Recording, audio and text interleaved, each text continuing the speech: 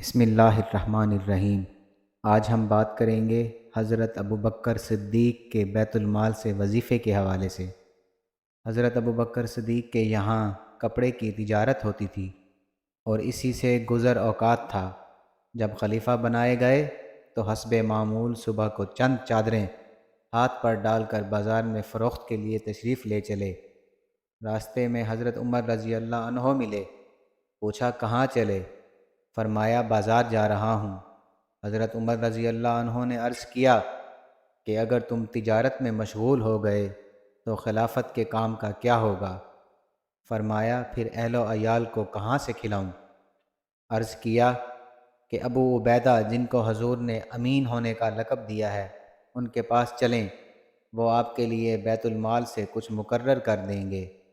دونوں حضرات ان کے پاس تشریف لے گئے تو انہوں نے ایک مہاجری کو جو اوسطاً ملتا تھا، نہ کم نہ زیادہ، وہ مقرر فرما دیا۔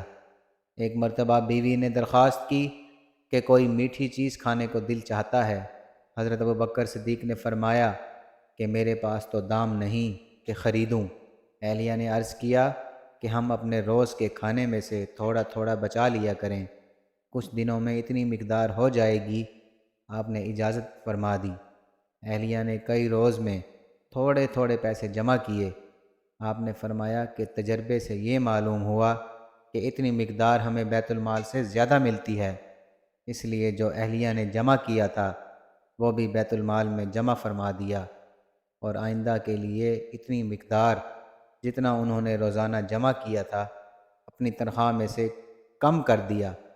اتنے بڑے خلیفہ اور بادشاہ پہلے سے اپنی تجارت بھی کرتے تھے اور وہ ضروریات کو کافی بھی تھیں، جیسا کہ اس اعلان سے معلوم ہوتا ہے جو بخاری میں حضرت عائشہ سے مروی ہے کہ جب حضرت ابوبکر خلیفہ بنائے گئے تو آپ نے فرمایا کہ میری قوم کو یہ بات معلوم ہے کہ میرا پیشہ تجارت میرے اہل و عیال کو ناکافی نہیں تھا، لیکن اب خلافت کی وجہ سے مسلمانوں کے کاروبار میں مشغولی ہے، اس لیے بیت المال سے میرے اہل و عیال کا کھانا مقرر ہوگا۔